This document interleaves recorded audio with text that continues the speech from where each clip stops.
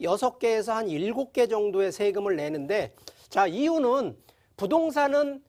투자, 결국은 매수하는 시점부터 바로 이 취득세라는 거를 내게 돼 있고요. 보유하는 기간 동안에 재산세, 뭐 종합부동산세 같은 또 이런 부분을 내야 되고, 또 양도할 때, 매매할 때 양도소득세라는 걸 또 내야 되면서 동시에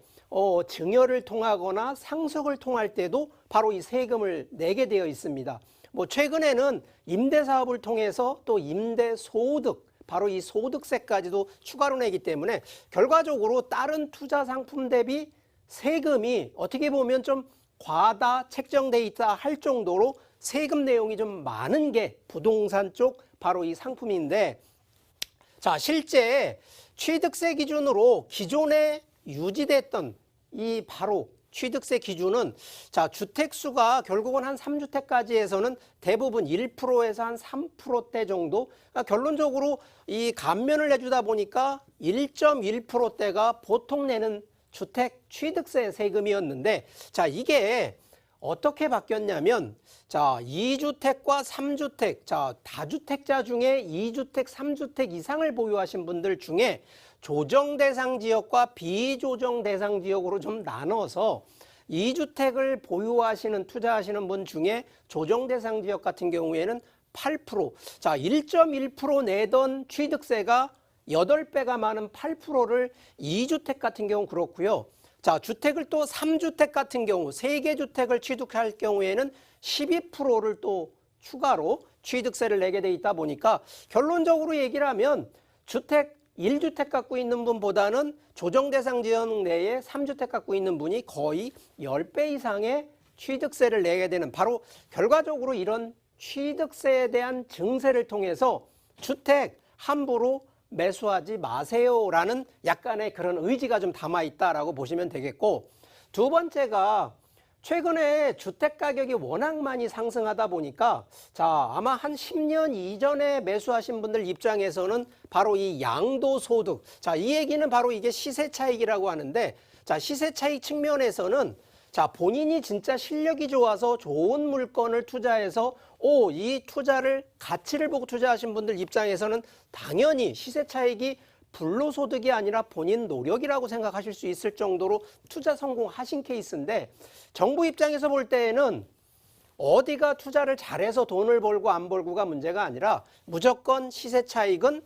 불로소득이다라는 측면으로 좀 바라보는 시각입니다. 자, 그러다 보니까 현행 기준으로 보게 되면, 자, 과거 기준으로는 금액대별 양도 차익별로 최대 40%대 42%까지 넣었던 것을, 자, 지금 이제 바뀐 부분이 10억 원 초과 45% 구간을 하나를 더 추가로 만들어서 실제 이제는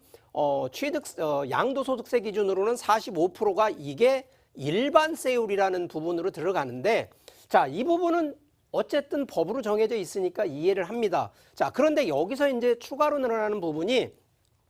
자, 단기 매매 2년 미만 이 단기 매매로 했을 때 기존의 40%를 70% 양도세를 낸다라는 컨셉으로 단기 매매에 조금 더 중과세 컨셉으로 적용을 했고요. 두 번째는 지금도 다주택자에 대한 정부 규제는 더 강화가 되고 있다 보니까 조정 대상 지역 내에 2주택, 3주택을 갖고 있는 분들에서, 자, 지금 2주택은 이제 20% 중과세입니다. 자, 그러면 예를 들어서 10억 원 정도의 차익이 생기면 지금 현재 45%를 한다 그러면 45%의 2주택이면 20%니까 벌써 65%고요. 3주택 같은 경우에는 30%의 중과세가 되니까 결국은 75%의 최대 양도소득세율을 해야 된다라는, 결론적으로 자, 10억을 벌었는데 7억 5천만 원을 세금을 내야 되는 이런 경우까지도 지금 나왔다라는 거기 때문에, 자, 이런 부분 중에 더 뭐 세부적인 부분들 중에 하나가 장기 보유 특별공제도 상당히 많이 축소가 됐다라는 겁니다.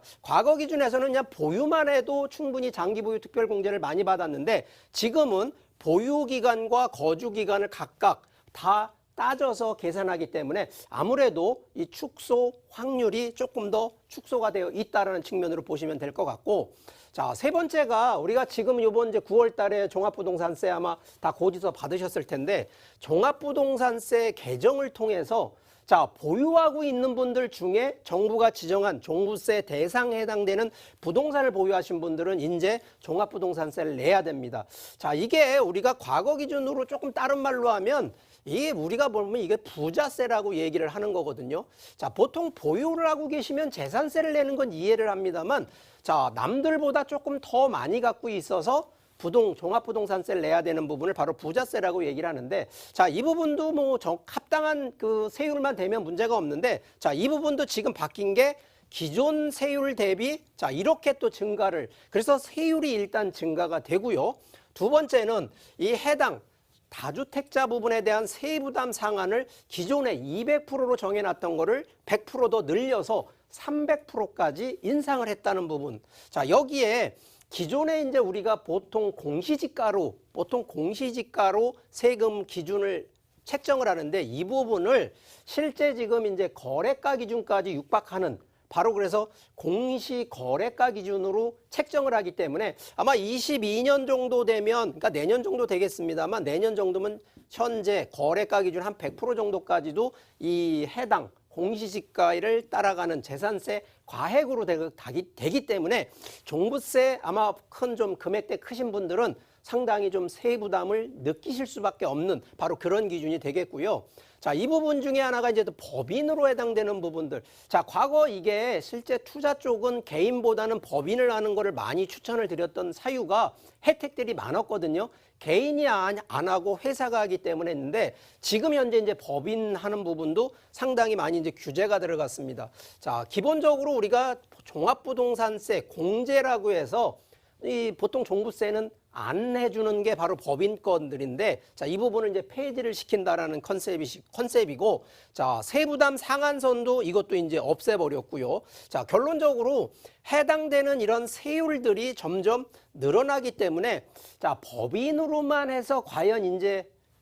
해당되는 세금 줄일 수 있다? 없다라는 측면으로 바라보기 때문에 상당히 이 부분도 좀 고민을 하셔야 된다 보고요. 자, 오늘 이제 제가 부동산 정책 중에 바로 이 세금에 대한 제 엿보기인데, 자, 한번 요약을 좀 일단 해드리겠습니다. 자, 세금은 일단 중간을 하는데 목적은 다주택자 두 채 이상, 그것도 조정 대상 지역 내에 있는 주택들, 법인, 규제 지역 내에 있는 주택 보유하시는 이런 다주택자들에 대한 세금 중과를 일단 목적으로 한다는 거. 두 번째, 자, 그러면 이런 부분의 자산 관리는, 자, 우리가 포트폴리오 구성을 할 때 주택, 상업용, 토지라고 하는 부분인데, 현재 정부가 세금을 규제하는 부분은 100% 거의 주택 쪽에 되어 있거든요. 그러면 투자를 하실 때 주택 쪽으로만 무조건 한쪽으로 해놓는 것이 아니라 상업용 토지 쪽으로도 분산을 하셔서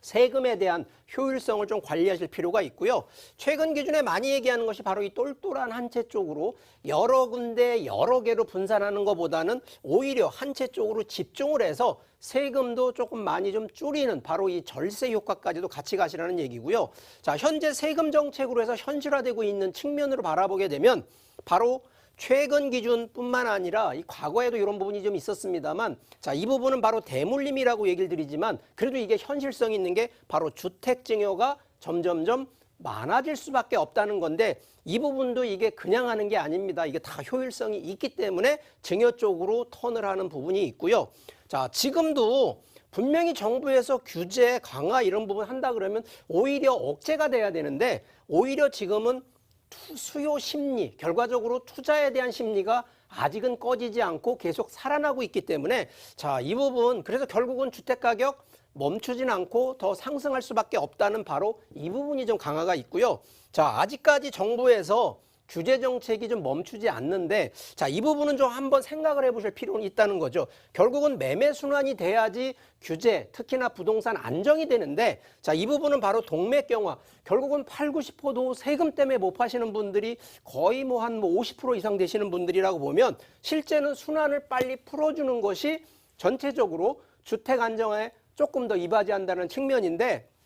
우리가 투자하시는 분 입장에서는 세금이 무섭다라고 생각만 하실 것이 아니라, 자, 세금은 그만큼 이익이 나기 때문에 세금을 낸다라고 거꾸로 생각을 하셔야 됩니다. 그래서 세테크와 재테크를 결합된 바로 이런 포트폴리오 컨셉으로 접근하시라는 얘기를 강조드리니까 이런 점 잘 꼼꼼히 따져보시면서 투자하시기를 바라겠습니다.